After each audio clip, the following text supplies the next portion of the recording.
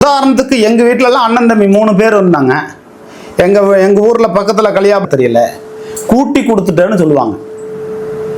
எவ்வளோ பெரிய என் தலைவன் எனக்காக வேண்டி வருவான் அப்படின்னு சொல்லி இருக்காங்க. அது காரணம் என்ன? அரசியல் தலைவர்கள் பேசக்கூடிய கடுஞ்சொல்லான வார்த்தைகள். பலிக்க வேண்டும், வசதி வாய்ப்போடு இருக்கக்கூடிய பெண்களிடத்தில் பணம் பறிக்க வேண்டும். கலப்பு திருமணம் என்பது அவரவர்கள் விதியை பொறுத்தது. இன்னொரு விஷயம், 2 அம்மா அப்பா மறவர் இருக்காங்களா கள்ளர் இருக்காங்களா, 2 அம்மா அப்பா சம்மதிச்சா நீங்க கல்யாணம் பண்ணிக்கங்க, கலந்துக்க மாட்டாங்க. பல குடும்பங்களை நம்ம பார்க்கிறோம். 10 தகப்பனுக்கு சமம் ஒரு தாய். ஒரு தாய் இல்லாத குடும்பம் எப்படி சின்ன கெட்டு போச்சு, நாசமா போச்சு. பெண் பிள்ளைகளை இன்றைக்கு பக்குவமாக வளர்க்க தெரியாத. ஆனா கிராமத்துல எல்லாம் காதலிக்கணுங்கிற வார்த்தையெல்லாம் சொல்ல மாட்டாங்க. காதல் கிராமத்துல வாழ்ந்து பாருங்க, ஒரு பெண் பிள்ளையை சரியாக கட்டி கொடுத்தால் அதை விட சந்தோஷம் அந்த லகரம் டிவி நேயர்கள் அனைவருக்கும் வணக்கம். காதலித்தால் தவறா, காதலிப்பது தவறா, அலைகள் ஓய்வதில்லை, இப்படி பல படங்கள் நம்ம பழைய படங்கள்லாம் நம்ம பார்த்துருக்கோம். திரைப்படங்களில் வரக்கூடிய காதல் என்பது வேறு, நிஜ வாழ்க்கையில் வருவது என்பது வேறு. நிஜ வாழ்க்கையில் நம்ம பக்கத்து வீட்டுக்காரவங்க முறமை பொண்ணு இருக்கும், நம்மளை விட கொஞ்சம் வசதியாக இருக்கும். அந்த பொண்ணை நம்ம காதலிக்கணும்னு நினச்சோம்னா வாயிலே வெட்டுவாங்க. சொந்தக்காரங்களை, சொந்த மாமா மகளை அத்தை மகளை கூட பார்க்க முடியாது, ஏன்னா அவங்க வசதி வாய்ப்பு. இப்போ உதாரணத்துக்கு எங்கள் வீட்டிலலாம் அண்ணன் தம்பி 3 பேர் இருந்தாங்க. எங்கள் ஊரில் பக்கத்தில் கலியாப்பட்டி கிள்ளுக்கோட்டை எல்லாம் அத்தையெல்லாம் இருந்தாங்க. எனக்கோ எங்கள் அண்ணனுக்கோ அவங்க பெண்ணு கொடுக்கணுங்கிற எண்ணம் அவங்களுக்கு இல்லை. ஏன்னா வசதி வாய்ப்பு பார்த்தாங்க, சொந்த சாதிக்குள்ளறையே வசதி வாய்ப்பு பார்த்தாங்க, பெண் கொடுக்கல. அப்ப வசதி அதிகமா இருக்கிற பெண்ணையும் காதலிக்க முடியாது, வசதி குறைவா இருக்கிற பெண்ணை காதலிக்கவும் முடியாது. இந்த காதல்ங்கிற விவகாரத்துக்குள்ள போனோம்னாவே கிராமத்துல என்ன தெரியுமா சொல்லுவாங்க, நீ பொம்பளை பிள்ளைய ஒழுங்கா வளர்க்க தெரியல, கூட்டி கொடுத்துட்டேன்னு சொல்லுவாங்க. எவ்வளவு பெரிய அபாயகரமான சொல்லு தெரியுமா அது? கிராம பகுதியில் வாழ்கிறவர்களுக்குத்தான் தெரியும். பெண்ணை கண்ணியமாக கட்டுக்கோப்போடு அந்த கற்போட கட்டி கொடுக்கணும் அப்படின்னு நினைக்கிறாங்க பாருங்க, அதுதான் பெரிய விஷயம். அப்படி இன்னைக்கு 100ல் ஒரு 70% பேர் கூட அந்த வேலையை பண்ண முடியல. இன்றைக்கு கலாச்சாரத்தினால் சீரழிந்து கொண்டிருக்கிறது. என் தலைவன் இருக்கிறான், எந்த சமுதாயத்தை சார்ந்த பெண்ணையும் நான் காதலிக்கலாம், என் தலைவன் எனக்காக வேண்டி வருவான் அப்படின்னு சொல்லி இருக்காங்க. அது காரணம் என்ன? அரசியல் தலைவர்கள் பேசக்கூடிய கடுஞ்சொல்லான வார்த்தைகள். என்ன வார்த்தை பேசுறாங்க? கவுண்டர் பெண்ணை இழுத்து கொண்டு ஓடு, வன்னியர் பெண்ணை இழுத்து கொண்டு ஓடு, கள்ளர் பெண்ணை இழுத்து கொண்டு ஓடு, மறவர் பெண்ணை இழுத்து கொண்டு ஓடு. நம்ம சாதி பண்ண மட்டும் எதுவும் தீண்டாதங்கிற லெவல்ல சொல்றாங்களா என்னன்னு தெரியல. அப்ப இதெல்லாம் சொல்லுகிற பொழுது தமிழ்நாட்டிலே பிற சாதியை சார்ந்த சமுதாய பெண்களை வேண்டும் என்றே திட்டமிட்டு காதலிக்க வேண்டும், வசதி வாய்ப்போடு இருக்கக்கூடிய பெண்களிடத்துல பணம் பறிக்க வேண்டும், ஒரு கட்டத்தில் கூட்டிட்டு ஓடி போயிடணும். அப்புறம் அந்த பொண்ணை கற்போட விடணும்னா ஒரு தொகை, கற்பம் இருந்தால் களைச்சிட்டு விட்டா அதுக்கு ஒரு தொகை. பஞ்சாயத்து பேசி பணம் பறித்த கும்பல் தமிழ்நாட்டில் நிறைய இருக்கு. அது இன்ன சாதின்னு கிடையாது, எல்லா சாதிலையும் அந்த கேவலமான கூத்து நடக்குது. ஒரு விஷயம், மூவேந்தர் முன்னேற்ற கழகத்தினுடைய தலைவர் ஸ்ரீதர் வாண்டார் அவர்கள் சொல்வார்கள், உன் சாதி, அதாவது கலப்பு திருமணம் என்பது அவரவர்கள் விதியை பொறுத்தது. இன்னொரு விஷயம், 2 அம்மா அப்பா மறவர் இருக்காங்களா கள்ளர் இருக்காங்களா, 2 அம்மா அப்பா சம்மதிச்சா நீங்க கல்யாணம் பண்ணிக்கங்க. அதாவது சட்டமே கொண்டு வர வேண்டும் தமிழ்நாடு அரசு. அவங்க அம்மா அப்பா இல்லையா, அது வேற. அதற்கு திருமண சான்றிதழ் பதிவு பண்ணணும்னா என்னென்ன தேவைங்கிறது தெரியும், நீங்க நெட்ல போய் பார்த்தீங்கன்னா தெரியும். அப்ப தமிழ்நாடு அரசு கலப்பு திருமணத்தை ஊக்குவிக்கிறது. கலப்பு திருமணத்துக்கு வேலை கொடுக்கிறேன் என்கிறது. அவன் வேண்டுமென்றே வேலை கிடைக்க வேண்டும் என்பதற்காகவே ஒரு பெண்ணை காதலிக்கிறான். காதலித்து அந்த பெண்ணை இழுத்துக்கிட்டு ஓடுறான். இழுத்துக்கிட்டு ஓடி அவன் நாணயமா கல்யாணம் தான் கௌரவமா காப்பாத்துறவங்களும் நிறைய பேர் உண்டு. நிறைய தாய் தந்தையர்கள் போயிருச்சு, இத்தோட தலைமொழிகிடுவோம் அப்படின்னு நினைச்சிட்டு இருக்கக்கூடியவர்களும் உண்டு. தமிழ்நாட்டை பொறுத்த மட்டிலும் காதல் என்பது அது செய்யக்கூடாத ஒன்று அல்ல. ஆனால் இந்த நாட்டிலே நடக்கக்கூடிய அத்தனை வன்மங்களுக்கும் துரோகங்களுக்கும் காரணமானது எது? நீங்க நல்லா தெரிஞ்சுக்கணும். கவின்கிற ஒரு நபரை படுகொலை செஞ்சிருக்கார், துர்ஜித் என்னமோ சொல்றாங்க.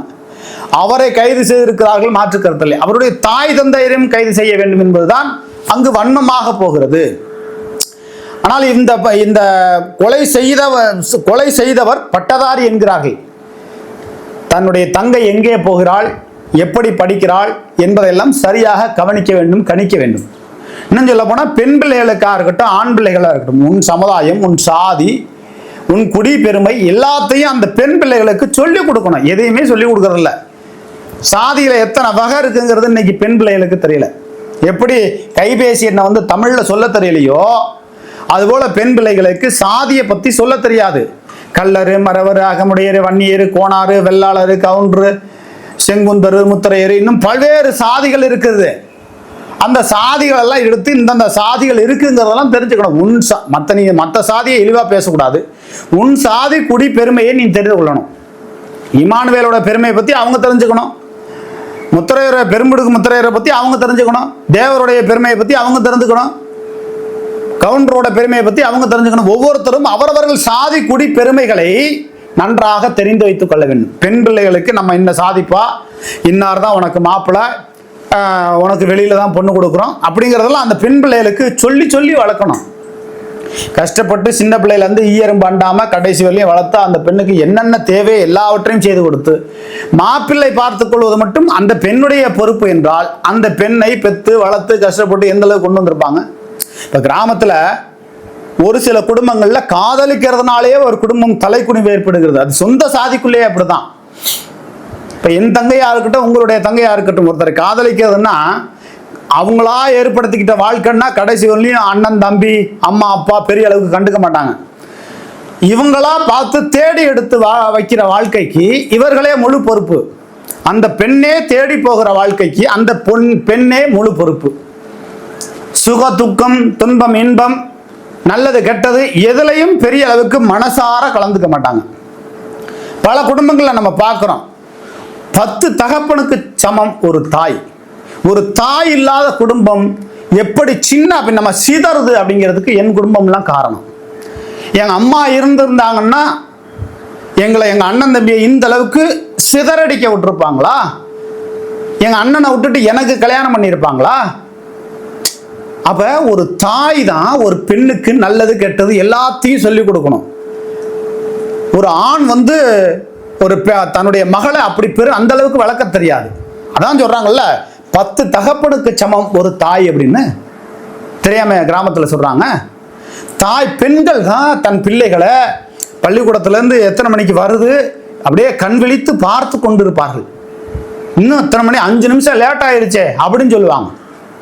ஆனா இன்றைக்கு பெரும்பாலும் நான் ஒரே ஒரு விஷயம் சொல்றேன். நாடு கெட்டு போச்சு, நாசமா போச்சு. பெண் பிள்ளைகளை இன்றைக்கு பக்குவமாக வளர்க்க தெரியாத தாய்மார்கள் நிறைய பேர் இருக்காங்க. நான் வந்து சென்னையில் எக்மோரில் ஒரு இடத்துல ஒரு ஸ்டேஷனில் இறங்கிட்டேன். ட்ரிபிள் கேனில் இறங்க வேண்டியது எக்மோரில் இறங்கிட்டு மறுபடியும் ட்ரெயின் பிடிச்சி நான் அந்த இன்னொரு ஸ்டேஷனில் போய் இறங்குறேன். ஒரு பள்ளி மாணவி, கிட்டத்தட்ட ஒரு 9ஆம் வகுப்பு மாணவி தான் இருக்கும். ஒரு பொறுக்கி பையன் மாதிரி ஒருத்தன் இருக்கான். அவனை கட்டி பிடிச்சிக்கிட்டு முத்தம் கொடுத்துக்கிட்டு பட்ட பகல்ல 1000 பேர் வந்து போயிட்டு இருக்காங்க. யார் ஏன்னு கேட்கல. ஒரு பள்ளி மாணவி சீருடையோடு நிற்கிறாள், கட்டி பிடிச்சிக்கிட்டு. காண கிடைக்காத காட்சி கிடைத்து விட்டது என்று சந்தோஷத்தையும் சில பேர் பொறுக்கி போறாங்க. அப்ப சீரழிவு எங்க இருந்து புறப்படுகிறது? பள்ளிக்கூடத்தில் இருக்கக்கூடிய மாணவ மாணவியர்களே இன்றைக்கு காதலித்துக் கொண்டிருக்கிறார்கள். உங்களுக்கு எந்த இடத்துல பெண் பார்க்கணும், எந்த இடத்துல மாப்பிள்ளை பார்க்கணும், உங்க அம்மா அப்பாவுக்கு தெரியும். அந்த சீரழிகிற வேலைகளை நீங்கள் செய்தீர்கள் என்று சொன்னால் கடைசி வரலையும் சீரழிஞ்சு தான் போகணும். ஒரு ஆண் வந்து ஒரு பெண்ணை, தன்னுடைய சொந்தக்கார பெண்ணை ஒரு காதலிச்சு திருமணம் பண்ணணும்னு நினைக்க முடியாது. தன் தங்கைக்காக தன்னுடைய சொந்த சுகதுக்கங்களை எல்லாம் இழந்துட்டு போகக்கூடிய நிலைமையெல்லாம் இருக்கு. ஆனால் அந்த பெண் பிள்ளைகள் மிகவும் சுதாரணமாக தான் நினைத்தவனை கைப்பிடிக்கணும். ஆனா கிராமத்துல எல்லாம் காதலிக்கணுங்கிற வார்த்தையெல்லாம் சொல்ல மாட்டாங்க. காதல், லவ் அப்படிலாம் சொல்ல மாட்டாங்க. புள்ளைய வளர்க்க தெரியல, ஓட்டி விட்டுட்டாங்க அம்மாயி. எவ்வளவு அசிங்கமான வார்த்தைகள் தெரியுமா?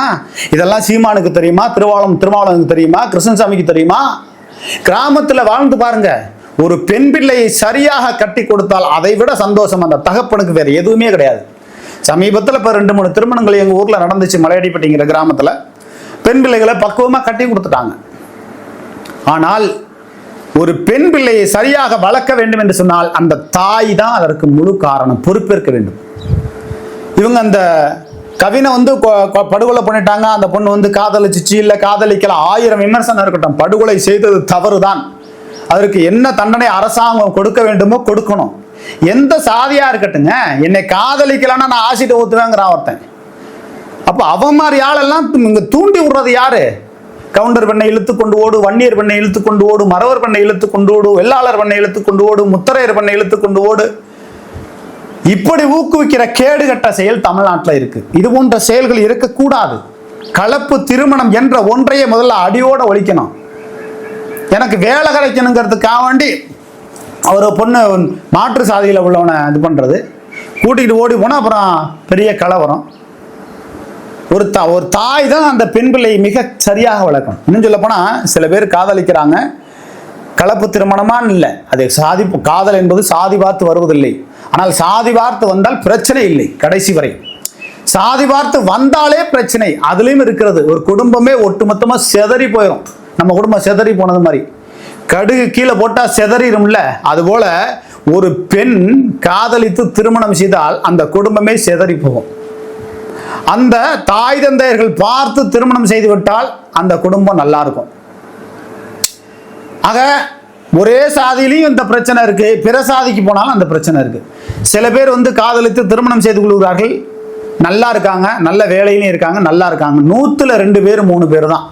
இப்போ என்னுடைய சொந்தக்காரவங்களாம் சில பேர் வந்து ஒரு கலப்பு திருமணம் செய்யக்கூடிய ஒரு சூழ்நிலை ஏற்பட்டு, கலப்பு திருமணம் வேணும்னே அது செய்ய வேண்டியதில்லை, மனது ரீதியால் ஹார்மோன் சம்பந்தப்பட்டது, ஏன்னா இளமை பசியால், அது வந்து பல வகையில் சொல்லலாம். நான் ஒரு நயமா ஒரு காதலிச்சவங்களை கல்யாணம் பண்ணிட்டு அவங்க சந்தோஷமாகவும் சில பேர் நல்ல விதமாகவும் இருக்காங்க.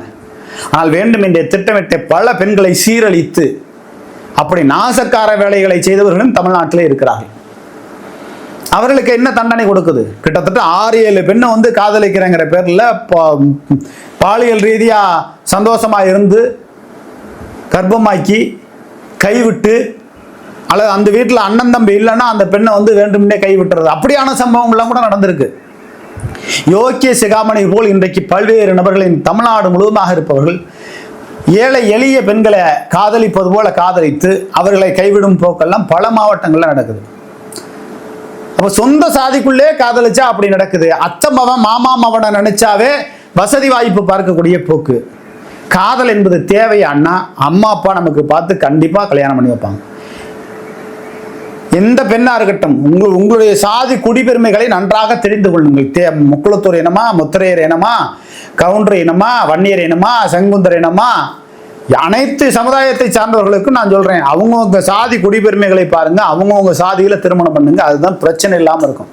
சினிமா வாழ்க்கைக்கு வேணா அது வந்து இதா இருக்குங்க, நிஜ வாழ்க்கைக்கு அது ஒருபோதும் ஒத்து வராது. பெண் பிள்ளைகளை சரியாக கண்ணியத்தோடு கட்டி கொடுக்க வேண்டும் என்றுதான் நினைப்பார்கள். கண்ணியம் இல்லாம கண்டபடி கண்ட மேடிக்கு தெரியறதெல்லாம் அது வந்து இது கிடையாது. காதல் என்பது அது தேவையில்லாத ஒன்று என்று நான் சொல்லவில்லை. அதே நேரத்தில் காதலிச்சு சந்தோஷமா நீங்க நல்லபடியா குடும்பம் நடத்தக்கூடியவர்களும் இருக்கிறார்கள், மாற்றுக்கருத்தில். ஆனா பிரச்சனை இல்லாத வரை அது ஒன்றும் பிரச்சனை இல்லை. வெளியில வந்து பிரச்சனை ஆகி அந்த பெண்ணை கைவிட்டுட்டு போனால் தேடி பிடிச்சி வாயிலே தான் வெட்டுவாங்க. வெட்டாம என்ன பண்ணுவாங்க? கவின் என்ற ஒரு நபர் இறந்து விட்டார், அது தவறான ஒன்றுதான். கொலை என்ற ஒரு விஷயத்துக்குள்ளே போயிருக்கக்கூடாது. இவங்களும் வந்து காவல்துறை அதிகாரி சம்பந்தப்பட்ட குடும்பம் தான். அவங்க இவருடைய பிள்ளைகளுக்கு கொலை லெவலில் போகிற லெவலுக்கு இவங்க வந்து தன்னுடைய குடி பெருமை, சாதி பெருமை, தன் வம்சாவளி பெருமை, இதையெல்லாம் சொல்லி சொல்லி ஒரு பெண் பிள்ளையை வளர்க்கணும். நம்ம அம்மா அப்பா இருக்காங்க, என்னைக்கா இருந்தாலும் நமக்கு ஒரு நல்ல மாப்பிள்ளை பார்ப்பாங்க. எனக்கு இந்த மாப்பிள்ளை தான் வேணும், இப்படி தான் மாப்பிள்ளை வேணும், வேலையில் இருக்க மாப்பிள்ளை வேணும், உயரமாக இருக்கணும், சிவப்பாக இருக்கணும், குட்டையாக இருக்கணும். அம்மா அப்பாட்ட மனம் திறந்து பேசுங்க. எப்பொழுது ஒரு பெண் பிள்ளை தாய் தந்தையிடம் மனம் திறந்து பேசவில்லையோ அந்த பிள்ளையை நன்றாக கவனிக்க வேண்டும்.